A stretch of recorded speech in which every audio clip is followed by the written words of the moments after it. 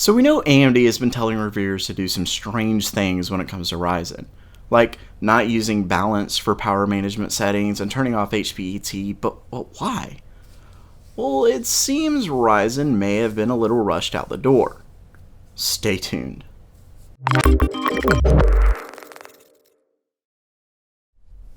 Welcome back to GamerMeld. This isn't the newest bit of information, but I've been pretty busy on other videos I've wanted to get out.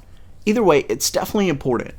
LegitReviews.com did an article discussing why AM4 boards are really tough to come by, but I'm going to focus more on the statements made to them by a board partner over email who, for obvious reasons, wanted to remain anonymous. I'm going to link the article in the description if you want to read more concerning the board's shipment issues. Either way, here's the quote, and it is pretty long, but stay with me. It's all about the bad coordination, bad communication, bad support, and bad timing to launch this platform, in my opinion. With all these issues, none of us could start manufacturing the boards sooner. Also, in January and February, all board vendors' production lines were occupied with Intel 200 series boards before China New Year and tried to ship as much boards as we can to ensure we won't have stock issues while Asia was on New Year vacation. In late December, AMD decided to pull in the launch date. It was scheduled to launch in late Q2 and launched it right after Chinese New Year, but AMD kept the CPU supply quantity secret from us the whole time. They only shared the data 2 weeks before the launch. We didn't understand why they were doing it. Also, their BIOS team and engineers were doing terrible jobs on supporting us on the BIOS microcode updates, driver updates, CPU samples for testing. They have done nothing they should have been doing to support the launch platform partners and always delay or give no response on support requests.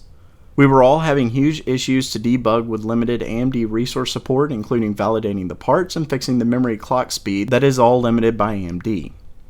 In general, it's been too long for AMD to launch a new CPU, so they forgot how to do it.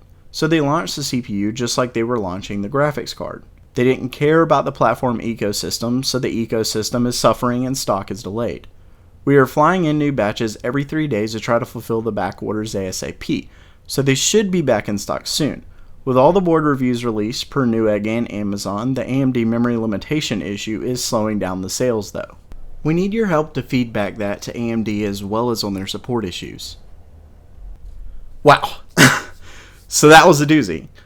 Either way, it's pretty clear, at least from their words, that AMD really did push this out a little bit too soon. I'm not sure if it was the rising stock and subsequent expectation from investors or what. I will say it has been a while since AMD launched a new CPU, but harsh words. But it has definitely been a rocky start, especially with the memory limitations as the emailer stated. There is a bright side to this though.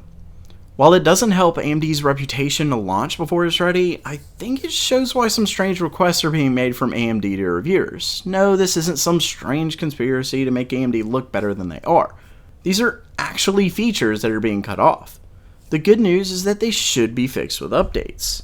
AMD has even stated that an update will be released in April to optimize the Windows balance plan to perform better with their CPUs.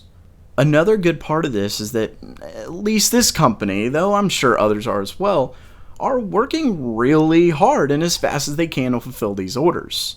That's great news for everyone who's waiting to build their next Ryzen PC. Okay, I'm gonna go ahead and change the topic around a bit since we're discussing Ryzen's newness. I've been hearing from a ton of you who aren't happy that I discuss Ryzen's issues with its newest architecture, and I want to talk about that and the future of gaming. There's an incredible article over at Ars Technica that discusses this very thing, and I'll have a link to it in the description if you want to check that out. I just wanted to go over just a couple things from it. It's mostly speculation, but it's really from game developers, game engine developers, etc. So not to get too technical though, the answer is really that it's completely up in the air. I know, that probably doesn't help you much, but hear me out.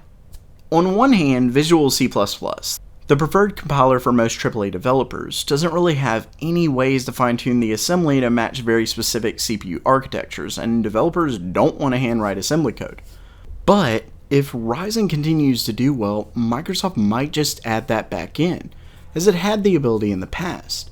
Also, some game engines do have ways of addressing things like the strange cache restraints of Ryzen. Really, it seems things are going to continue down the approach of more CPU cores are better than less. But as they exampled, some games simply can't use all the power of multi-core parallel processing. They gave an example of Civilization. Currently, certain parts of AI, etc. can't be on more than one core, at least not how things are done right now. But there really is great news. It surely seems overall games should begin scaling better to higher core counts as time goes on, especially with Ryzen bringing high core processing away from being an enthusiast-only level down to more of the average and high-end PC market. That will ultimately do nothing but help in the future of multi-core processing. So really what I want to say is that the future does look bright. For everyone, Intel and AMD fans alike. I'm sure it might sound like I'm just being a cop-out or whatever, but as I've said before, competition is great. I'm all for preferring one company over another. If you like a certain brand because they sell great products, awesome. Nothing wrong with that. But let's always encourage competition because it helps the consumer more than anything. Stagnation becomes a thing of the past and forwards all industries. So I hope you liked the video, and if you're like me, I hope you're really looking forward to what Ryzen is going to bring to the CPU market, the gaming industry, everything. And if you did like it, definitely give me a thumbs up and subscribe. It really helps me out. I'm going to have some really awesome content coming. And as always, have a great day.